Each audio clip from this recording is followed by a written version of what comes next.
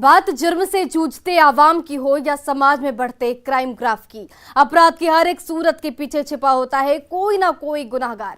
नमस्कार, मैं हूं ऋचा शर्मा। तफ्तीश की राह में आने वाली हर कड़ी सुराग बनकर पहुंच जाती है गुनाहगारों को सलाखों के पीछे।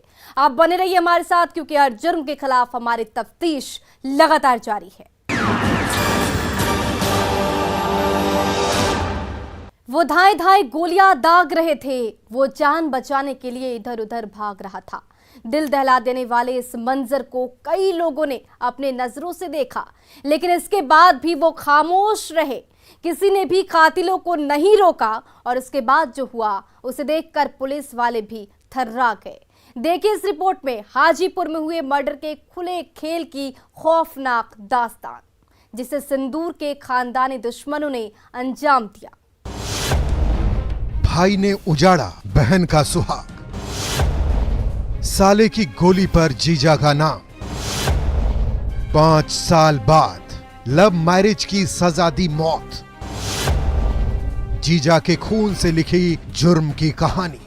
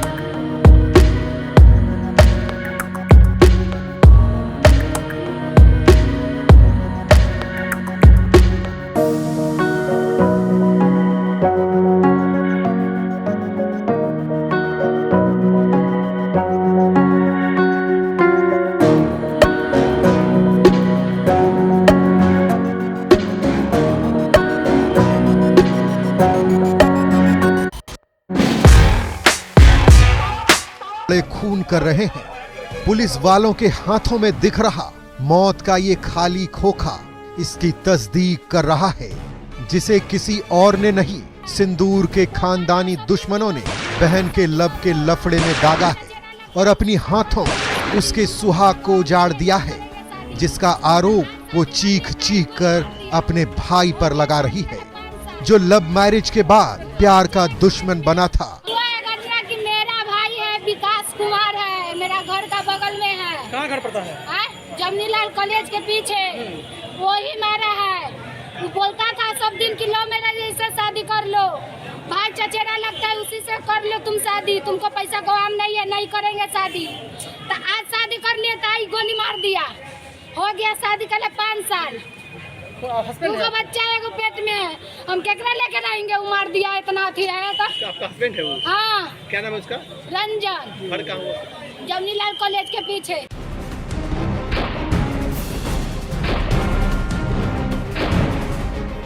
सही सुना आपने, इसके सुहाग को किसी और ने नहीं बल्कि उसके सगे भाई विकास ने उजाड़ा है। लेकिन क्यों?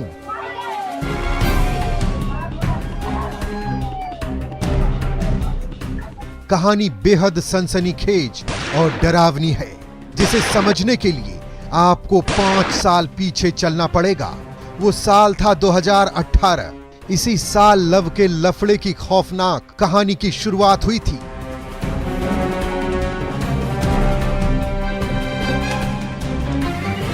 बताया जाता है कि 5 साल पहले हाजीपुर नगर थाना क्षेत्र के हस्तारगंज की रहने वाली काजल कुमारी ने गांव के ही अपने चचेरे भाई रंजन कुमार से प्रेम विवाह कर लिया और गांव छोड़ दिया। 5 साल पहले 18 में किए थे। उनका घर कहाँ है? उनका भाई बगल में, बोले चचेरा भाई लगता है। आपका? हाँ। आपका चचेरा भाई? हाँ, मेरा चचेरा भाई लगता था। तो इन लोग हमको जबरदस्ती एकरा से शादी करवा दिया, मारपीट को रोज करता था घर में कि कर ले भाग्य पैसा करू ना करबो दिया। आज भी आ कर लिए तो आई 100 गुंडा के जड़े रह के वो अति हो गया, गोली बंदूक लेके चलता।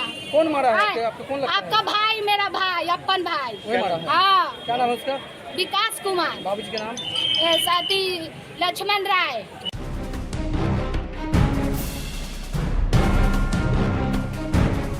इस शादी के बाद काजल के परिवार वाले गुस्से में थे। भाई बहन की प्यार का दुश्मन बन गया था और उसने अपनी झूठी शान के लिए अपने बहन के सुहाग को उजाड़ने का ठान लिया था। अंदर ही अंदर वो इंतकाम के आग में धधक रहा था और हत्या की साजिश रच रहा था।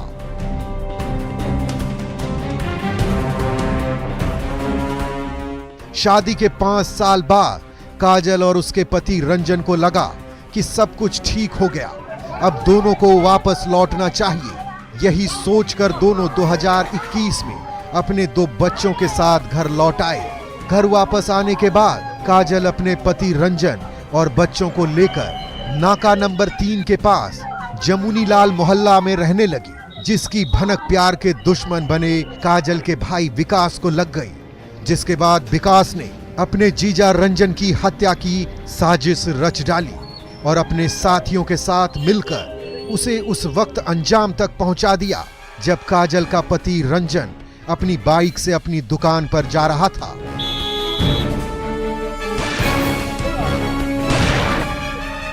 इसी दौरान उसने रास्ते में ही मौत बनकर उसका रास्ता रोक लिया और एक के बाद एक 4 गोलियां उतार दी।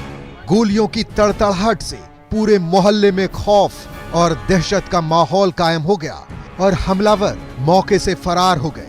जिसके बाद स्थानीय लोगों ने आनन फानन में रंजन को अस्पताल पहुंचाया, जहां से प्राथमिक उपचार के बाद डॉक्टरों ने उसे बेहतर इलाज के लिए पटना पीएमसीएच भेज दिया। लेकिन अफसोस कि प्यार के दुश्मनों की गोली के सामने रंजन मोहब्बत की जंग हार गया।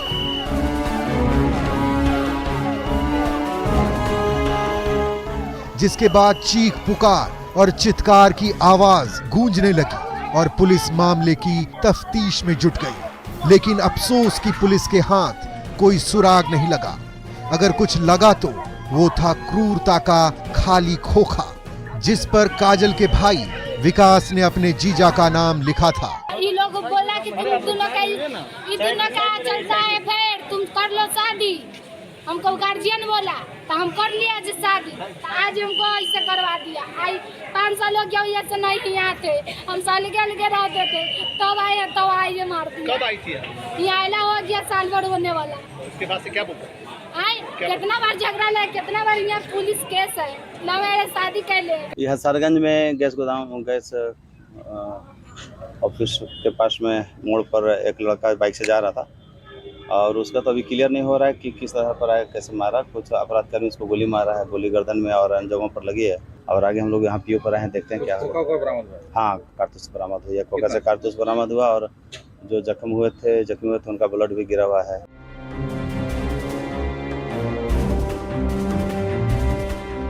लव मैरिज के लफड़े में रची गई हत्या की खौफनाक वारदात के बाद पुलिस मौके से कारतूस का खाली खोखा बटोरकर हत्या के पीछे का सच टटोल रही है और ये पता लगाने की कोशिश कर रही है कि क्या सच में मोहब्बत के दुश्मनों ने हत्या की साजिश रची है या हत्या के पीछे कोई और वजह है। लेकिन मृतक रंजन की पत्नी काजल चीख चीख कर अपने भाई विकास पर ही हत्या की साजिश का आरोप लगा रही है।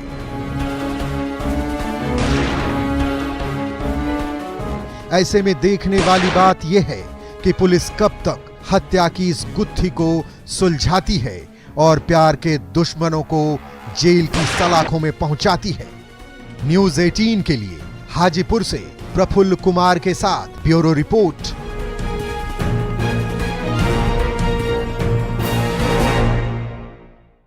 वो अपनी पत्नी से बोलकर घर से निकला था कि आम तोड़ने जा रहा हूं, जल्द वापस लौट आऊंगा।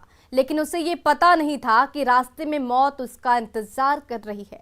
जैसे ही वो घर से कुछ दूर आगे बढ़ा, मौत ने उसका रास्ता रोक लिया। उसके बाद दनादन गोलियां चलने लगी और एक अनसुनी चीख के साथ उसकी सांसें थम गई।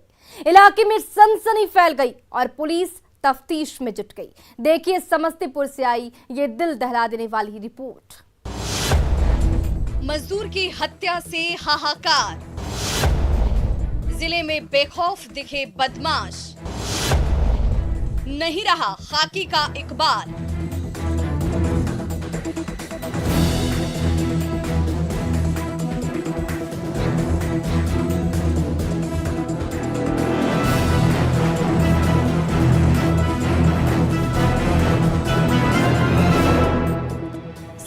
दिख रहा ये आक्रोश उस पुलिस की नाकामी के खिलाफ है, जिसके खौफ को बेखौफ बदमाशों ने मजदूर की हत्या के बाद खामोश कर दिया, जिसकी तस्दीक खून से लथपथ खाट पर मौत की नींद सो रहा ये शख्स कर रहा है। रोते बिलखते परिजन कर रहे हैं। उस खौफनाक और डरावनी मंजर को खामोश निगाहों से देखती भीड़ कर रही है। तफ्तीश करते पुलिस वालों की तस्वीरें कर रही है, जो समस्तीपुर जिले के अंगार घाट थाना इलाके से सामने आई, जिसकी खौफनाक दास्तान सुनकर आपका भी दिल दहल जाएगा। मृतक राजेश्वर चौक के वार्ड नंबर 7 के निवासी हैं और इनके सुबह सुबह जो है गोली मारकर हत्या कर देना बताया जाता है। पोस्टमार्टम करवाने के बाद ही और जांच करने के बाद ही विशेष रूप से पता चला। अभी कुछ पता नहीं चल रहा है। प्रत्यक्षदर्शी जो है अभी पूछताछ चल रहा है, जांच जारी है। आम तो जा रहे थे, रास्ता में गोली मार दिया। ये थोड़ा दूर है, ये राजेश्वर चौक से आगे 5 गोली।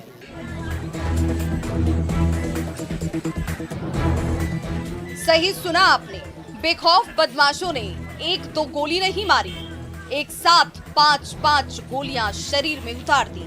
इससे आप अंदाजा लगा सकते हैं कि अपराधियों के दिल में किस तरह की खुन्नस थी।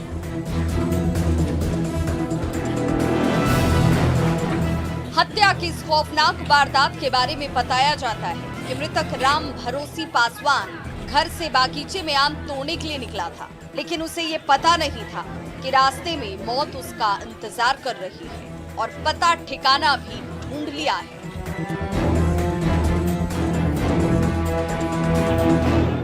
जैसे ही राम भरोसी पासवान अंगार घाट थाना इलाके के राजेश्वर चौक के पास पहुंचा, वैसे ही बदमाशों ने यमराज बनकर उसका रास्ता रोक लिया।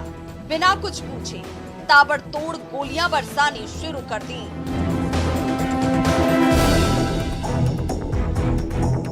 पलक झपकते ही अपराधियों ने 5 गोलियां शरीर में उतार दी।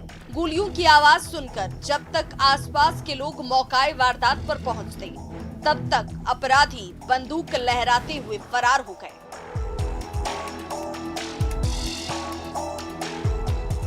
इसके बाद पूरे इलाके में खौफ और दहशत का माहौल कायम हो गया। स्थानीय लोगों ने आनन फानन में जख्मी राम भरोसी पासवान को अस्पताल पहुंचाया, लेकिन अफसोस कि रास्ते में ही राम भरोसी पासवान की सांसें थम गई। हम लोग जाने नहीं सुनते, हल्ला हुआ तो हम लोग आए, तब टेम्पू को रोक के तब हॉस्पिटल लेके जा रहे थे। लक्की की भट्टी चौक जाते जाते दम तोड़ दिए। ये आम तोड़ने के लिए जा रहा था, सत्तू गरवाही लिए हुई थी। यहाँ से चाय हुई, सत्तू पी के तब यहाँ से निकला हुआ। लक्की चौक जाते जाते दम तोड़ दिया, वहाँ से वापस लेके चले। ये हम नहीं बता सकते।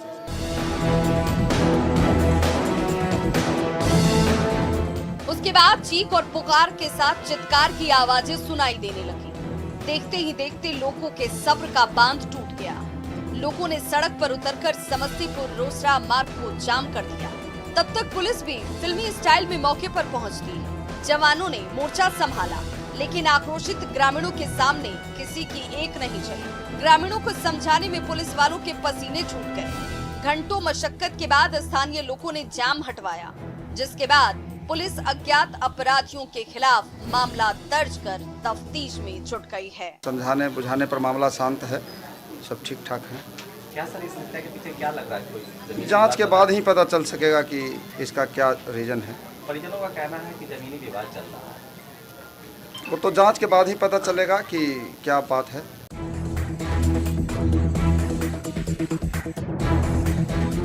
पुलिस ने जब हत्या के पीछे की वजहों को जानने की कोशिश की, तो परिजनों ने बताया कि गांव के ही कुछ लोगों के साथ जमीन को लेकर विवाद चल रहा था, जिसे लेकर लगातार परेशान किया जा रहा था और जमीन बेचकर 50,000 रुपए देने का दबाव बनाया जा रहा था।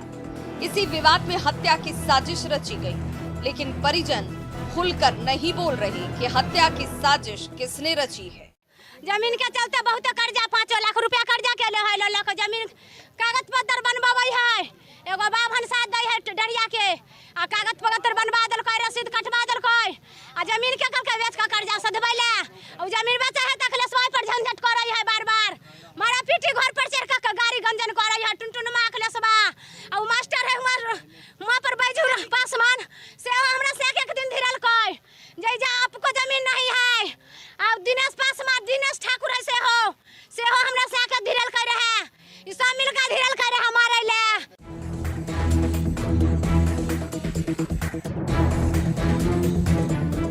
अब सवाल ये है कि क्या राम भरोसी पासवान की हत्या जमीन विवाद में हुई है? क्या गांव के ही लोगों ने हत्या की साजिश रची थी? अगर हाँ, तो वो कौन लोग हैं जिससे मृतक का विवाद चल रहा था? क्या अंगार थाने की पुलिस इस दिशा में जांच करेगी? अगर नहीं, तो मजदूर की हत्या के पीछे बदमाशों के क्या मंसूबे थे? न्यूज़ 18 के लिए समस्तीपुर से मुकेश कुमार के साथ ब्यूरो रिपोर्ट।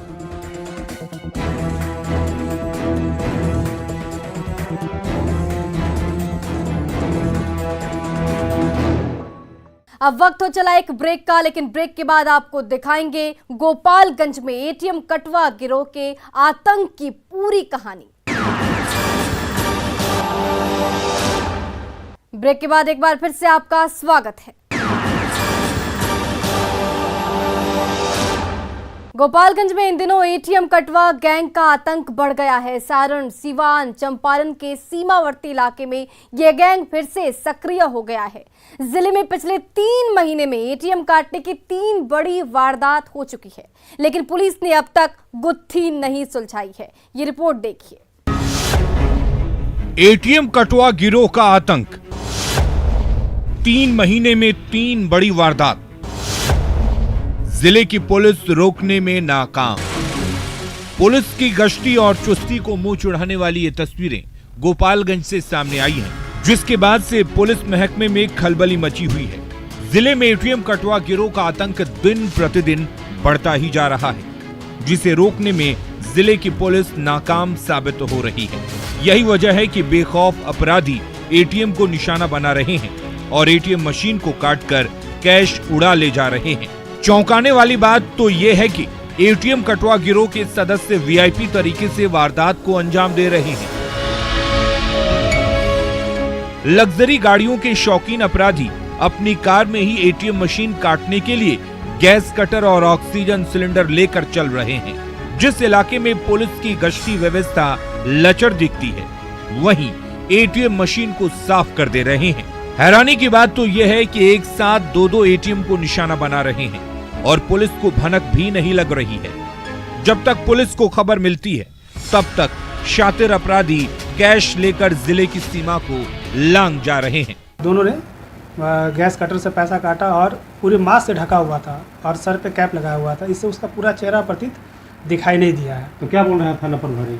थाना प्रभारी तो पूरे तरह से लगे हुए। डीएसपी साहब भी आए थे, थाना प्रभारी भी आए थे। उन्होंने बार-बार उनके संपर्क में हम लोग हैं। उन्होंने पूरा आश्वासन दिया है कि इस पर अतिशीघ्र कार्रवाई किया जाएगा और इसका बहुत जल्द अंजाम सामने निकल करके आएगा। एटीएम कटवा गिरोह ने पहली बार 12 फरवरी को मांझागढ़ थाने के कोयनी में एटीएम को निशाना बनाया, जहां गैस कटर से काटने के दौरान ही एटीएम मशीन में आग लग गई, जिसमें 9 लाख कैश जलकर राख हो गया। अभी पुलिस इसकी गुत्थी सुलझा भी नहीं पाई थी कि ठीक 3 महीने बाद अपराधियों ने दूसरी वारदात को थावे थाना इलाके में अंजाम दे दिया। यहां बदमाशों ने 13 मई को एसबीआई एटीएम को निशाना बनाया और एटीएम मशीन को गैस कट